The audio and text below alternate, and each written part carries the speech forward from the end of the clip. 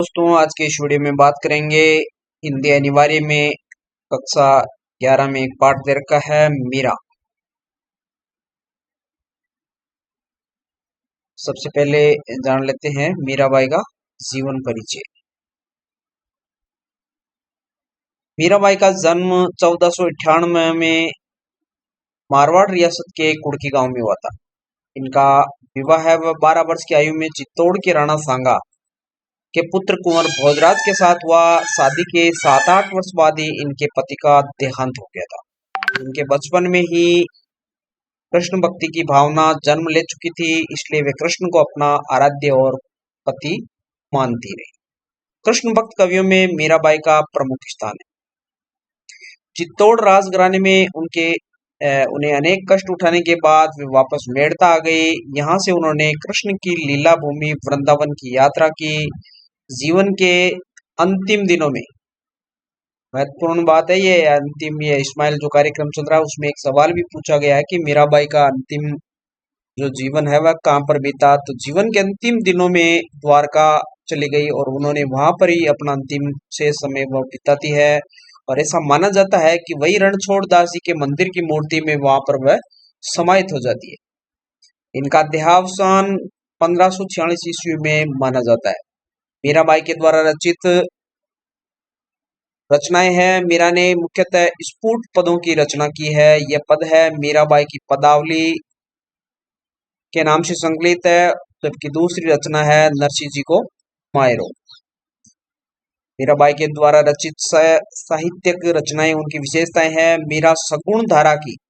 इस साहित्य में 2 प्रकार की धाराएं प्रचलित है, सगुण और एक निर्गुण। सगुण में जिसमें भगवान का एक साकार रूप माना जाता है वह सगुण धारा है, और जिसमें भगवान का कोई रूपाकार नहीं माना जाता वह निर्गुण धारा है। तो इसमें मीराबाई है वह एक सगुण धारा की एक महत्वपूर्ण भक्त कवयित्री के रूप में प्रसिद्ध है। कृष्ण की उपासिका होने के कारण उनकी कविता में सगुण भक्ति मुख्य रूप से मौजूद है, लेकिन निर्गुण भक्ति का भी प्रभाव उनकी कविताओं में या उनकी रचनाओं में देखने को मिलता है। संत कवि रैदास मीराबाई के गुरु माने जाते हैं। इन्होंने लोकलाज और कुल की मर्यादा के नाम पर लगाए गए सामाजिक और वैचारिक बंधनों का हमेशा विरोध किया। उन्होंने पर्दा प्रथा का पालन नहीं किया तथा मंदिर में सार्वजनिक रूप से नाचने गाने में भी कभी हिचक महसूस नहीं की। मीरा सत्संग को ज्ञान प्राप्ति का माध्यम मानती थी और ज्ञान को मुक्ति का साधन। निंदा से वे कभी विचलित नहीं हुई। वे उस युग के रूढ़िग्रस्त समाज में स्त्री मुक्ति की आवाज बनकर उभरी थी। अब भाषा शैली की बात करते हैं कि मीराबाई की कविता में प्रेम की गंभीर अभिव्यंजना है, उसमें विरह की वेदना और मिलन का उल्लास भी दिखाई देता है। उनकी कविता में सादगी और सरलता है। उन्होंने मुक्तक गेय पदों की रचना की है। उनके अनेक पद है वह लोक व शास्त्रीय संगीत दोनों क्षेत्रों में आज भी लोकप्रिय है। मीराबाई की भाषा मूलतः राजस्थानी है तथा कई कई ब्रज भाषा का भी उनकी रचनाओं में प्रभाव देखने को मिलता है। कृष्ण के प्रेम की दीवानी मीरा पर सूफियों के प्रभाव को भी देखा जा सकता है। अब पाठ का जो सारांश है, जो पद दे रखे हैं उनका महत्वपूर्ण सारांश देख लेते हैं। पहले पद में मीरा ने कृष्ण के प्रति अपनी अनन्यता व्यक्त किया है तथा व्यर्थ के कार्यों में व्यस्त लोगों के प्रति दुख प्रकट किया है। वे कहती है कि मोर मुकुटधारी गिरधर कृष्ण ही उनके स्वामी है। मीरा कृष्ण को ही अपना स्वामी या पति के रूप में उसे स्वीकार करती है। कृष्ण भक्ति में उसने अपने कुल की मर्यादा भी भुला दी है। संतों के पास बैठकर उसने लोकलाज को भी खो दिया है। आंसुओं से सींचकर उसने कृष्ण प्रेम रूपी बेल को बोया है। अब इसमें आनंद के फल लगने लगे हैं। उसमें दही से घी निकालकर छाछ छोड़ दिया। संसार की लोलुपता देखकर मीरा रो पड़ती है और कृष्ण के अपने उद्गार के लिए प्रार्थना करती है। दूसरे पद में प्रेम रस में डूबी हुई मीरा कभी सभी रीति रिवाजों और बंधनों से मुक्त होने और गिरिधर से स्नेह के कारण अमर होने की बात कर रही है। मीरा पैरों में घुंघरू बांधकर कृष्ण के सामने नाचती है।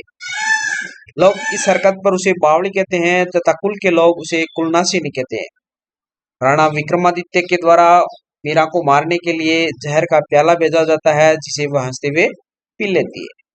मीरा कहती है कि उसके प्रभु कृष्ण सहज भक्ति से भक्तों को मिल जाते हैं। सहज यानी आसानी से भक्ति करने पर प्राप्त हो जाते हैं। अब जान लेते हैं कि मिशन स्माइल 3.0 के तहत आए हुए गृह कार्य जो कि दिनांक 26 जुलाई 2021 को विभाग के द्वारा भेजा गया था। उसमें ये 5 प्रश्न है जो कि आपको अपने गृह कार्य पुस्तिका में करने हैं और संबंधित विषय अध्यापक को विद्यालय में भी जमा करवाने हैं। तो पहला प्रश्न दे रखा था, मीराबाई का जन्म कब हुआ था? अपन ने परिचय में भी पढ़ा था, मीराबाई का जन्म सन 1498 के लगभग कुर्की में माना जाता है। दूसरा प्रश्न है, मीरा की भक्ति का स्वरूप बताइए। तो मीरा की भक्ति का स्वरूप, मीरा की भक्ति भावना माधुर्य भाव की रही। महत्वपूर्ण है ये, माधुर्य भाव की मीरा की भक्ति मानी जाती है।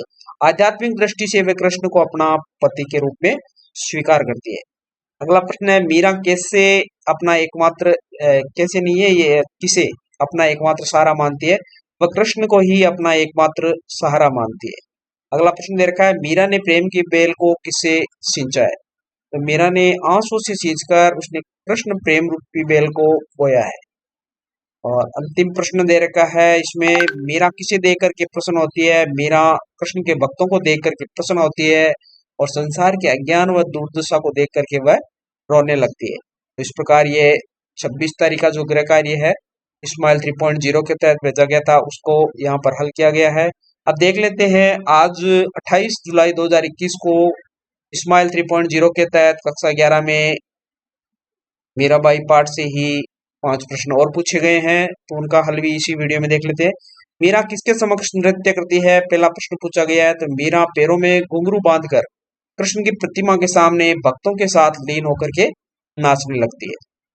दूसरा प्रश्न पूछा गया है, मीरा ने स्वयं को किसके प्रति सच्चा कहा है? तो मीरा श्री कृष्ण को अपना सर्वस्व मानती है। मीरा स्वयं को कृष्ण की दासी मानती है और श्री कृष्ण की उपासना एक समर्पिता पत्नी के रूप में करती है और वह उसी के प्रति ही वह सच्चा, कृष्ण के प्रति ही वह सच्चा मानती है।